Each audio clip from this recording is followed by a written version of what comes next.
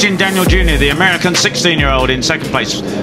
Brian Ariarte in third. And look at the gap then with the chasers. They are on it. They are going to catch them, I think. Fernandez was up to fifth. But look at that, 3 abreast and up the inside. Looking right back there is Marco Morelli, the 95, the Argentine 17-year-old.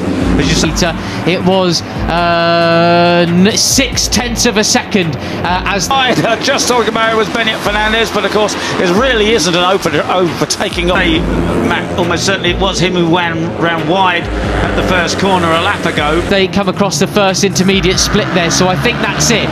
The leading pack. Opportunity into the left-hander, climbing the hill now, go across the top, sweeping, and lost so much time. He's got KJ Monignane have been caught officially. Fastest rider on track is that rider there, number 7 of Beñat. They're all the way in fourth gear. They flick it into fifth as they go downhill, and the Anthony as well there, who set a 2:02.1 just behind him. That's a really quick lap. Fernandez, and of course that group of 5 punches a big hole in the air, and that drags the. Takes the lead. Takes the lead at the waterfall. That is extreme. The South African, we've not seen too much improvement for him so far this year in terms of his results, but he's the other guys into the slipstream very effectively. So it's Brian Ariarte who takes up the lead. From impressive. Not many people can say that in their careers. No, indeed. Superb stuff. Absolutely got far more in the mix than he was previously. Just off the back of this group now. 34 there was Veda Pratama. So heavy on the brakes, and it's really steep downhill into turn 4 there. Super confident doing it, didn't he?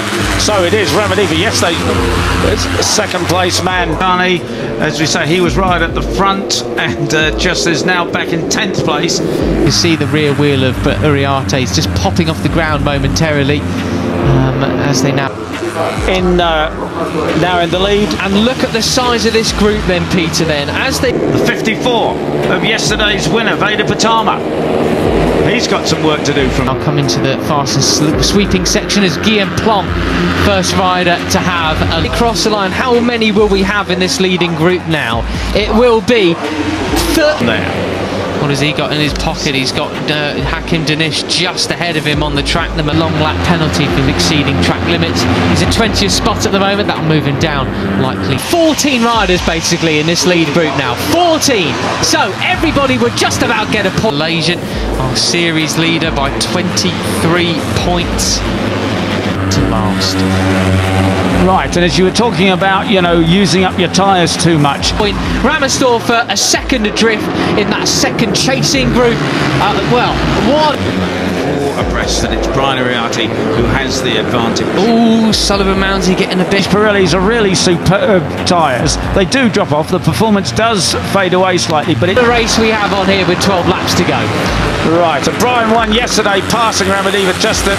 He's sacrificing a lot of his drive there as he was going up the inside. I didn't really think he had much. It's very, very predictable. So the guys can feel what's happening, and usually does at the end of the race. But in a way, you know, he was almost the moral winner, I felt. Too much room to go. Right, so Brian Ariarte again wouldn't give them any nasty surprises. It's Brian Ariarte that leads, but up the inside now it's David Gunn to the race yesterday. Did so much leading, didn't he? Yeah, they've got a technical problem about Ramersdorfer pulling out of the advantage, but he's already giving the slipstream to the number 7 of Beñat Fernandez.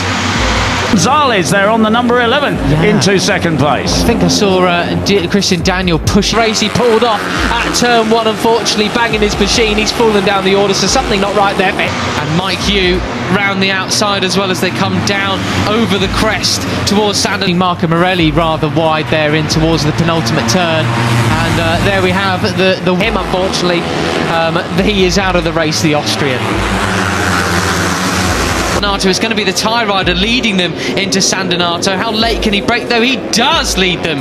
Weaving riders trying to avoid the other riders catching too much of a slipstream. Morelli up the inside of Daniel. Ramadiva leading as he did yesterday, and there is the number 5 of Liu. But he's all squirrely on the brakes. But he manages to hold the inside line there and get the drive. Again, just slots it there, goes a little bit wide onto the green then, so he might himself have a track limit. Ramersdorfer pulling off the track, most unfortunate. Very, very rare up the hill, so he's done a superb job there of holding the advantage in the lead over Benyat Fernandez on the number 7. Warning, but they have officially been caught by the others. They've now got Car Pushing on their tail. Car Pushing moving up the inside.